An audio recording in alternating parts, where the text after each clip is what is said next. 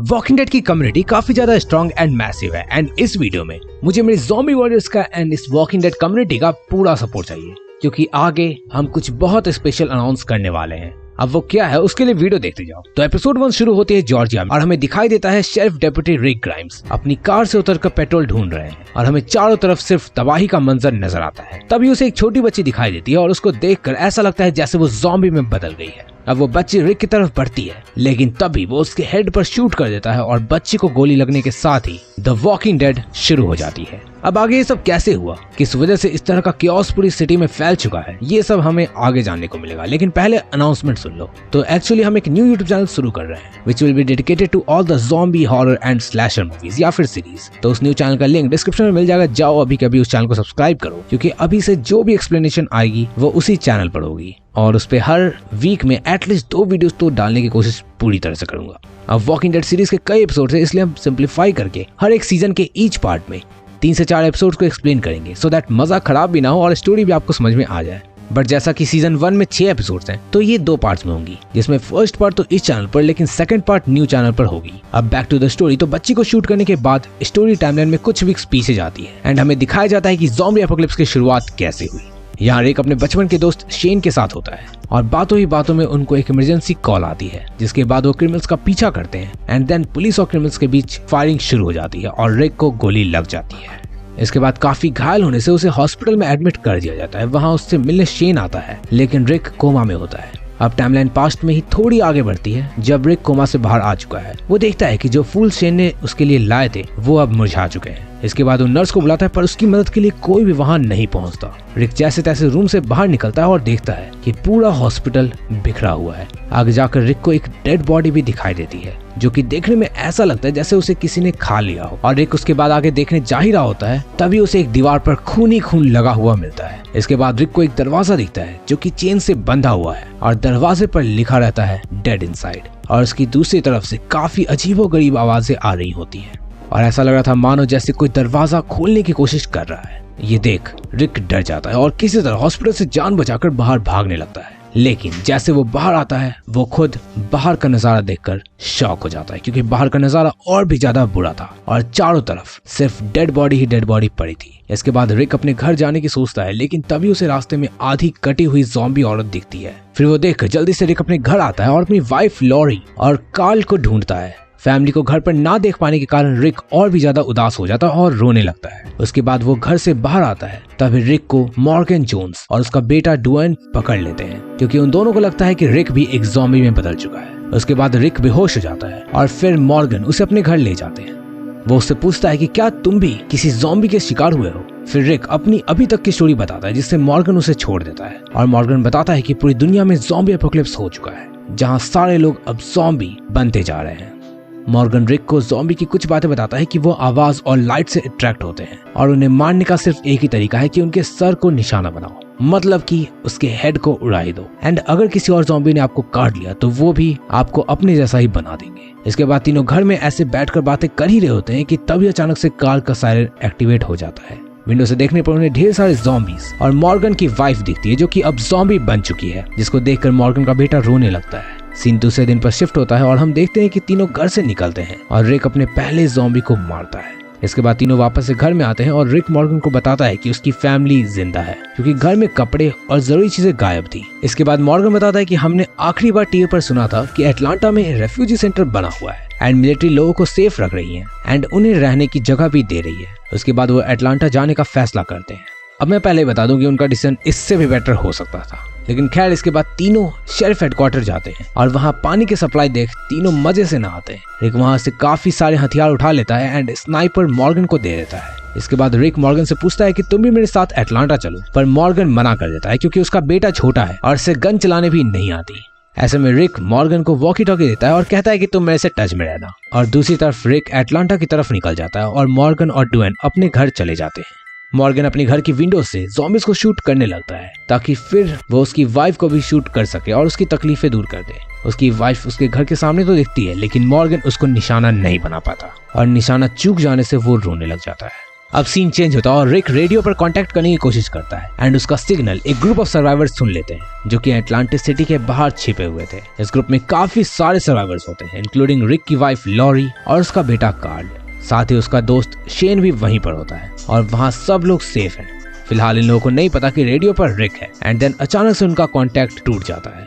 इसके बाद रिक कार की पेट्रोल खत्म होने से फिल करने के लिए एक घर में जाता है और तभी उसे घर के बैकयार्ड में एक घोड़ा मिलता है जिस पर बैठ वो वहां से निकल जाने का प्लान बनाता है। अब मेन हाईवे पर रिक को काफी तबाही का मंजर दिखता है और देन वो एटलांटा सिटी में एंटर कर जाता है। उसको वहाँ एक हेलीकॉप्टर दिखाई देता है। उसको देखकर वो काफी खुश हो जाता है और उसकी तरफ ही भागता है। जैसे रिक आगे बढ़ता उसके सामने ज़ॉम्बी ग्रुप आ जाते हैं और सारे के सारे ज़ॉम्बीज रिक को घेर लेते हैं और रिक का बैग भी उन्हीं ज़ॉम्बीज के बीच में रह जाता है जिसमें कि काफी सारी गन्स होती हैं। अब रिक कुछ भी कर पाता है इससे पहले ज़ॉम्बीज उसके घोड़े पर अटैक कर देते हैं and here we get to know कि ज़ॉम्बीज और भी क्रिएचर को खा सकते हैं और रिक को भी ज़ॉम्बीज घेर लेते हैं।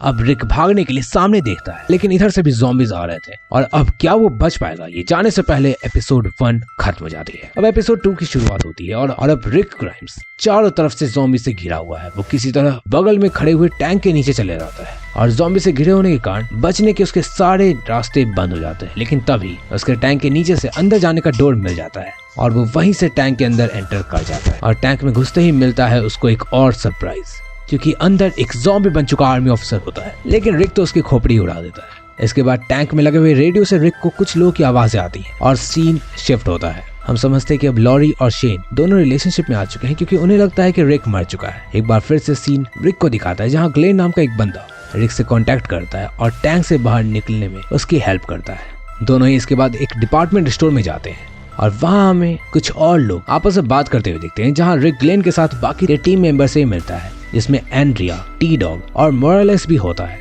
इसके बाद वो सब रूफटॉप पर जाते हैं जहाँ मर्ल ज़ॉम्बीज को शूट कर रहा होता है और यहाँ हमें पता चलता है कि मर्ल का बिहेवियर ठीक नहीं है और फिर टी डॉग आता है और उसको बुलेट वेस्ट करने से मना करता है। तभी मर्ल उसको मारने लगता है और मार के गिरा देता है।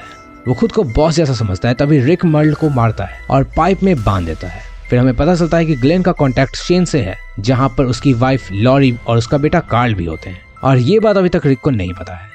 इसके बाद वो सभी देखते हैं कि ज़ॉम्बीज गेट तोड़कर अंदर आने लग गए हैं और उन्हें यहाँ से जल्दी बाहर निकलना होगा। इसके बाद वो लोग गटर के रास्ते बाहर निकलने का सोचते हैं और ग्लेन और मोरालेस गटर में नीचे जाकर देखते हैं कि रास्ता साफ या नहीं, लेकिन वो रास्ता बंद होता है और तभी वहाँ एक ज़ॉम्बी भी आ जाता है। इसके बाद ज़ॉम्बीज स्टोर का पहला गेट तोड़ देते हैं और रिक और बाकी लोग ये देखकर डर जाते हैं। रूफटॉप पर जाकर वहां से भागने के लिए एक ट्रक उन्हें दिखाई देता है लेकिन नीचे बहुत सारे ज़ॉम्बीज होने के कारण वहां तक पहुंचना बहुत ही मुश्किल था। इसके बाद रिक को एक आइडिया आता है कि अगर हम मरे हुए ज़ॉम्बीज का ब्लड लगा लें तो शायद ये ज़ॉम्बीज उन्हें स्मेल नहीं कर पाएंगे और वो ट्रक तक पहुंच जाएंगे। तो इसके बाद ग्लेन और रिक ट्रक तक जाने का फैसला करते हैं और एक ज़ॉम्बीज की लाश को अंदर ले आते हैं। उसको काट कर उसका ब्लड वो लोग लगा लेते हैं। खैर ये आइडिया अच्छा है पर देखने में काफी ज्यादा डिस्गस्टिंग लगता है। इसके बाद दोनों बाहर निकलते हैं और ज़ॉम्बीज की तरह ही चलने लगते हैं। अब उनके पास से ज़ॉम्बी तो गुजरता है जो उन पर अटैक कर सकता था, लेकिन रिक का प्लान काम कर जाता है और ज़ॉम्बीज उनको कुछ भी नहीं करते। इसी बीच टी डॉग सर्वाइवर से कांटेक्ट करता है और बताता है कि हम डिपार्टमेंट स्टोर में हैं और सिग्नल उसी वक्त टूट जाता है। तभी रिक की वाइफ लॉरी कहती है कि हमें उन्हें बचाने जाना चाहिए, लेकिन शेन मना कर देता है क्योंकि हम उन्हें बचाने नहीं जा सकते हैं और अगर वो ऐसा करते हैं तो वो भी शायद इसमें फंस सकते हैं। इसके ऊपर एक सर्वाइवलिस्ट एमी भी कहती है कि हमें उन्हें बचाना जाना चाहिए, उसमें उसकी बहन भी हो सकती है, लेकिन शेन मना करता और एमी गुस्से में वहां से चली जाती है।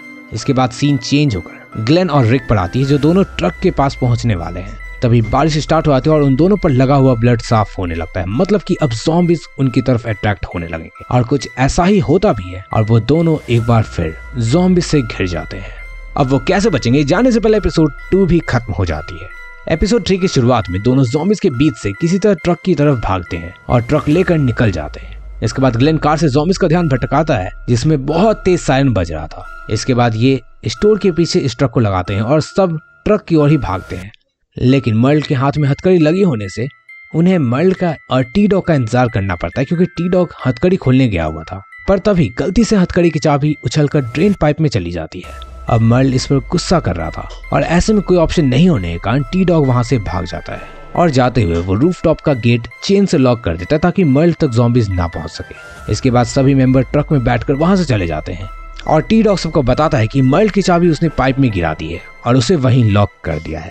अब सीन मर्ल पर शिफ्ट होती है। वो बहुत ज्यादा परेशान हो चुका है, तो वो पास में पड़े हुए टूल्स तक पहुंचने की कोशिश करता है ताकि वो हथकड़ी खोल कर जा सके। दूसरी तरफ रिक बाकी मेंबर्स के साथ आता है, जहां उसको ग्लेन रास्ता दिखाता है एटलांटा के बाहर सर्वाइवर कैंप तक जाने का, जहां रिक की वाइफ और शेन भी है। रिक और बाकी मेंबर्स कैंप तक पहुंच जाते हैं और एक दूसरे से मिलते हैं और रिक भी अपनी फैमिली और शेन से मिलता है और यहाँ उन्हें जिंदा देखकर वो बहुत खुश होता है। अगले दिन रिक अपनी वाइफ लॉरी से कहता है कि उसको मर्ल को बचाने वापस जाना होगा, लेकिन लॉरी इस पर खुश नहीं लगती।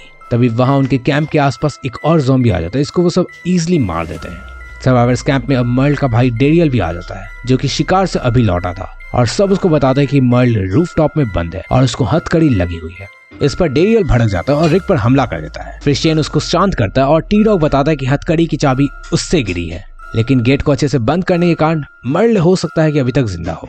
इसलिए रिक मर्ल को बचाने के लिए रेस्क्यू ग्रुप बनाता है, जिसमें ग्लेन, टी डॉग और डेरियल होते हैं। लेकिन लॉरी और शेन इस फैसले से खुश नहीं थे, क्योंकि मर्ल एक अच्छा आदमी नहीं था और उसको बचाने के लिए अपनी जान खतरे में डालना इज नॉट राइट। वैसे आप क्या करते इस सिचुएशन में कमेंट करना। खैर, इसके बाद रिक शेन को बताता है कि उसके पास एक गन का बैग था जो कि उसने एटलांटा सिटी में गिरा दिया, और अगर वो सारी गन्स उन्हें मिल जाए तो वो ज़ॉम्बी से इजीली लड़ सकते हैं। इसके बाद शेन रिक को 4 बंदूक की गोली देता है ताकि वो मुसीबत में पड़ने पर उनका इस्तेमाल कर सके, और वो सब मर्ल को बचाने के लिए वहां से निकल जाते हैं। इसके बाद वो डिपार्टमेंट स्टोर से कुछ दूरी पर ट्रक रोककर आगे पैदल ही जाने का डिसाइड करते हैं।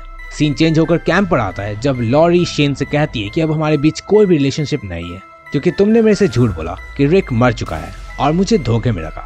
ये बात सुनकर शेन थोड़े गुस्से में आ जाता है, और इधर सीन चेंज होकर एड पर आता है, जहां वो अपनी वाइफ कार्ल के ऊपर हाथ उठाता है क्योंकि वो सही से कपड़े नहीं धो रही थी। मतलब कितना इलॉजिकल रीजन है। और ये सब शेन देख लेता है और वो अपनी भड़ास सुधारने के लिए एड को बहुत बुरी तरह मारता है और कहता है कि आगे से किसी भी वुमेन पर हाथ मत उठाना। और एपिसोड 3 इसी पॉजिटिव नोट के साथ एंड हो जाती है। खैर, इसका आगे आने वाला पार्ट बहुत ज्यादा इंटरेस्टिंग है, तो मिस मत करना, और वॉकिंग डेड के बाकी सीजन्स को भी नेक्स्ट चैनल पर जाकर देखो। लिंक तुम्हें डिस्क्रिप्शन में मिल जाएगा, तो अब भी देख लेना और उस चैनल को जितना हो सके सब्सक्राइब करो। बाय।